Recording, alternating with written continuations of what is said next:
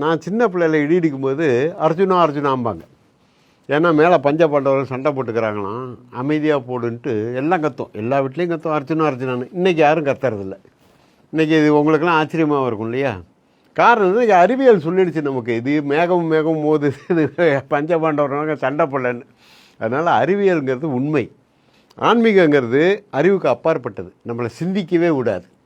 மேகங்களுக்கு எடையெல்லாம் கிடையாது, அது ஒரு புகைமூட்டம் மாதிரி தான் 18ஆம் நூற்றாண்டு வரை மக்கள் நம்பிக்கிட்டு இருந்தாங்க. 18ஆம் நூற்றாண்டுல இருந்து 20ஆம் நூற்றாண்டு வரை Luke Howard, John Dalton, John Aitken மற்றும் சிடிஆர் வில்சன் போன்ற ஆராய்ச்சியாளர்கள் மேகங்கள் பயங்கரமான கனம் கொண்டவைகள்னும் அதிலிருந்து தான் மழை பொழியுதுன்னு கண்டுபிடிக்கிறாங்க. ஆனா மேகங்கள் அதிகமான எடை கொண்டவைகள்னும் அதுல இருந்து தான் மழை பொழியுதுன்னும் இறைவன் இறுதி இறைவேதம் குர்ஆன்ல 6ஆம் நூற்றாண்டுலேயே குறிப்பிட்டிருக்கான். இவர் சொல்ற மாதிரி நாமளா உருவாக்கிக்கிட்ட கடவுளோட பெயரால சொல்லப்படுற கட்டுக்கதைகளை தான் நிராகரிக்கணுமே தவிர நம்ம எல்லாத்தையும் உருவாக்குன கடவுளையே நிராகரிக்கணும் அப்படிங்கிற அவசியம் ஒன்றும் இல்லைங்க. கடவுள் இருக்கானா இல்லையா, உங்களோட கருத்து என்னன்னு மறக்காம கமெண்ட்ல சொல்லிடுங்க.